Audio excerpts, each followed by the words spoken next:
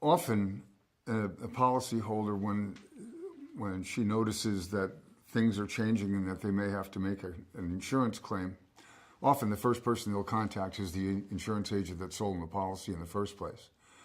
And that's good in a lot of ways if the agent happens to know a lot about coverage issues. But unfortunately, often they don't.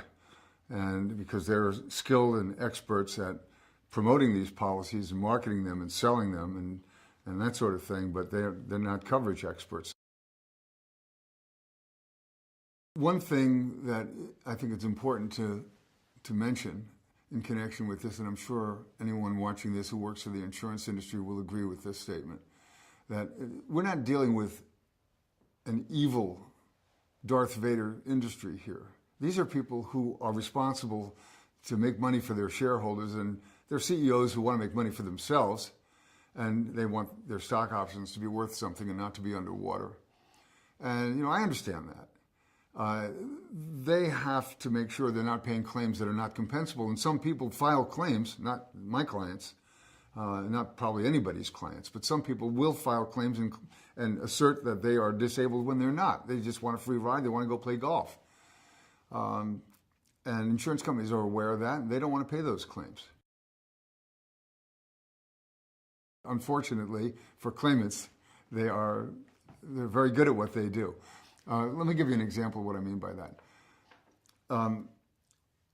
Let's say an insurance company wants to deny benefits. Are they going to, if you call them up on the telephone, are they going to say, stop bothering us, leave us alone, we're not going to pay your benefits, just go away? They're not going to do that.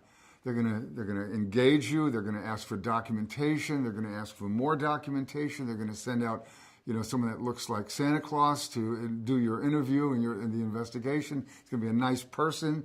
They're going to ask you nice questions. Then they're going to find a way to deny your benefits or to underpay you. And when they write a letter, a denial letter, these letters often run 5, 6, 8, 9 pages long, quoting parts of the policy and quoting this and quoting that, and we do this, we don't do that, on and on and on. All of that is aimed at one thing. All of that is aimed at finding a way to convince the policyholder that he or she is not going to be qualified to receive their benefits, at least not their full benefits. And most people swallow it. The clients that I represent are all smarter than I am. These people are microsurgeons, they're neurosurgeons, they're brain surgeons, they're cancer surgeons, they're extremely accomplished people. And yet, when it comes to, swallowing, some claim denial, hook, line, and sinker, they'll line up to swallow it because they don't understand. They can't be experts in everything. And, it's kind of a shame to see what really happens to people. Another question that people ask me often is, how do the insurance companies operate? How do the claims adjusters deal with a claim when it comes in?